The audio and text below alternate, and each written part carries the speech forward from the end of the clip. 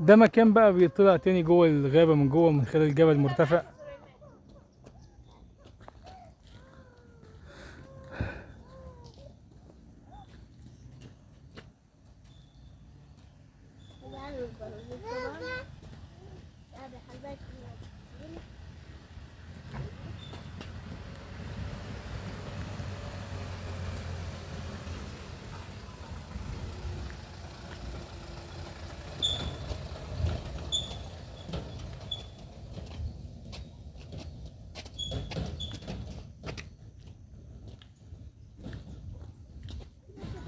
بص النسانيس قد ايه. بص كتيبة النسانيس اللي عدت دي. طبعا كمية نسانيس رهيبة بتعبر الغابة من مكان لمكان.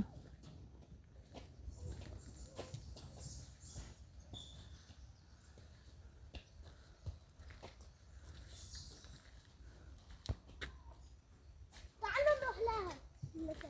انت لو شفتهم كمية كده هتخاف. انا مش عاملين حاجة. عملوا ايه؟ هياكلوني؟ يذبحوني؟ لا النسناس ما بيعملش حاجة. ماشي بقولك.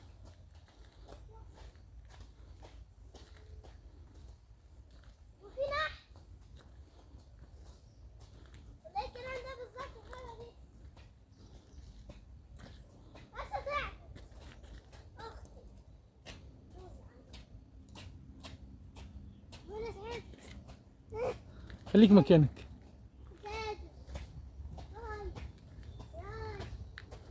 هاي. هتطلع هنا تاني أنت ماشي؟ بس مرة قوية. امشي معاك انت. بص النسانيس هناك قد ايه. فين؟ هناك اهو. هناك اهي. تعال امشي وراها. روح انت. سيب اختك. ينفع؟ روح اه.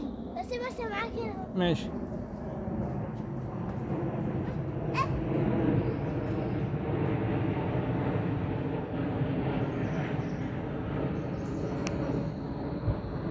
طبعا المنظر جميل جدا في اشجار الغابات، في شجر متقطع واخد ارقام.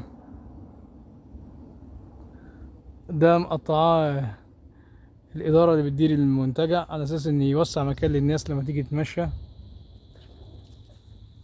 طبعا دلوقتي النهارده كان فيه مطر شديد، فالمكان ده بيبقى مليان فراشات وعصافير جميله، بس الفراشات طبعا مع المطر مش موجوده.